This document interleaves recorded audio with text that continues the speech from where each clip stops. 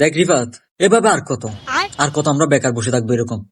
আমাদের কোন একটা কিছু তো করার দরকার। চল না, একটা ব্যবসা করি। হ্যাঁ, ঠিকই বলেছ। আচ্ছা, ব্যবসা যে করবি, টাকা পাবো কোথায়? আরে পাগল, আমার মাথায় এমন একটা বুদ্ধি আছে যেটাতে ব্যবসা করতে কোনো টাকা লাগবে না। সামনে তো কুরবানি, চল আমরা গরুর ব্যবসা শুরু করি।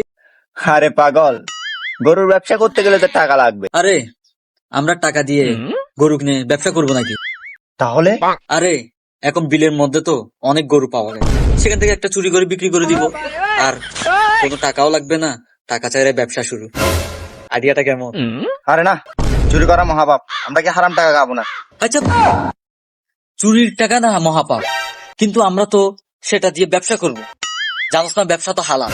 আমরা প্রথমে গরুটা নিব, গরুটা নিয়ে বাজারে বিক্রি করব, সেখান থেকে কিছু টাকা হবে, সেই টাকা দিয়ে অন্য আরেকটা ব্যবসা করবো। আর সেটা তখন সেই টাকা তো হালাল হয়ে যাবে, তাই না?